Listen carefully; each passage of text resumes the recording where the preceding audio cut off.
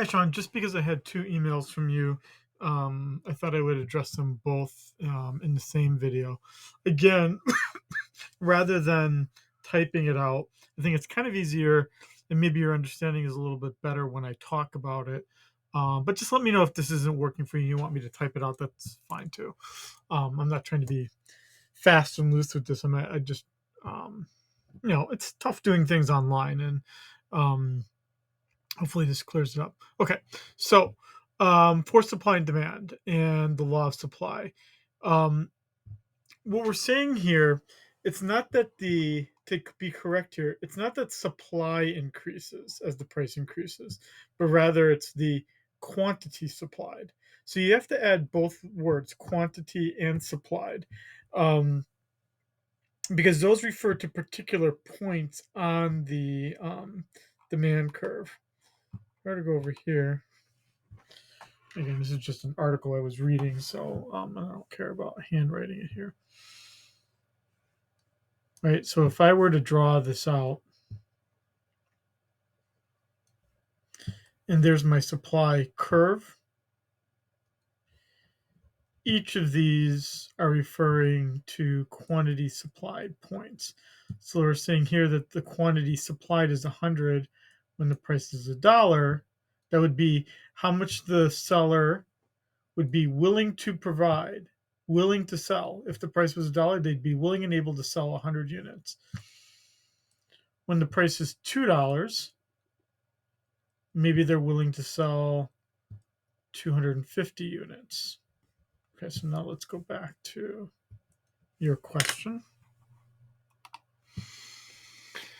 Um, the reason the quantity supplied increases is the price increases because the seller you want to sell more. Yes. So you both want to sell more when you can make more money. You have a greater incentive to sell that good, but also you have a greater ability to produce that good because you as a firm have different costs to producing something, and as you produce more, those costs go up, and if you're able to charge a higher price, you can cover those higher costs.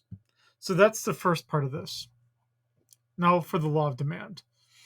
As the price increases, the quantity demanded decreases, if we're talking about law of demand.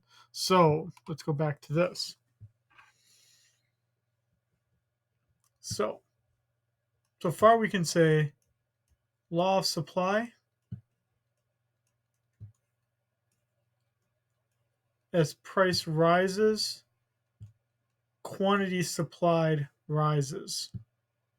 Now let's add demand to this. Let's draw a demand curve.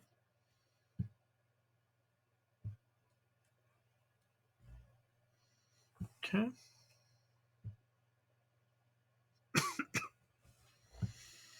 Now,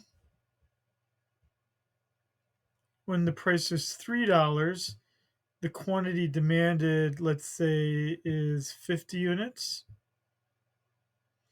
And when the price is $2, the quantity demanded is 75 units. So, as price falls, quantity demanded rises. That's our law of demand. Now, what's cool about this is that you can see that at the price of $2, we have a difference between the quantity demanded point and the quantity supplied point. In fact, a difference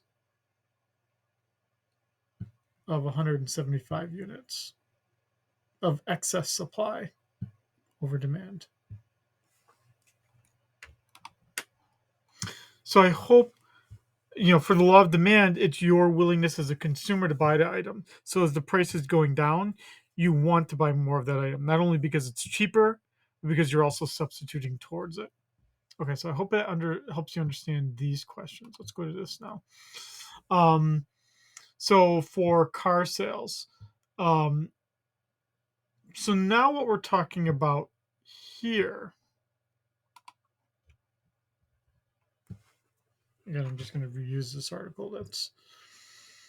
actually a pretty interesting article. It's talking about how DoorDash and Uber Eats, like the food delivery places, are trying to um, get around Congress, trying to say that they are monopolistic and trying to charge higher prices.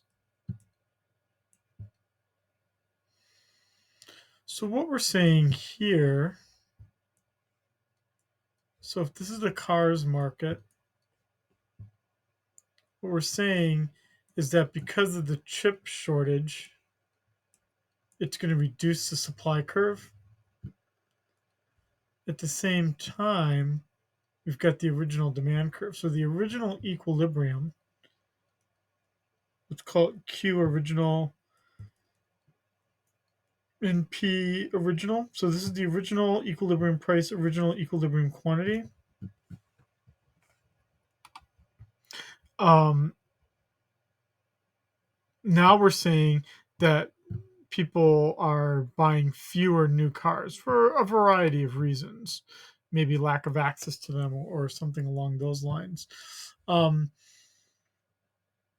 but there's nothing that's fundamentally shifting the demand curve. Rather, it's a movement along the demand curve because, as you say in the email, and is said in the article, they're getting priced out of the market. Not signifying, so here's the correction, not signifying a decrease in demand, rather signifying a decrease in the quantity demanded. My memory of the article is that there was nothing that was shifting the demand curve itself. Rather, it was just a movement along the demand curve caused by a shift in the supply curve, caused by the shortage of the parts, the computer chips mainly. So here we can see supply decreased. That was our shift from S to S prime. We had a movement, so there was a shift of supply.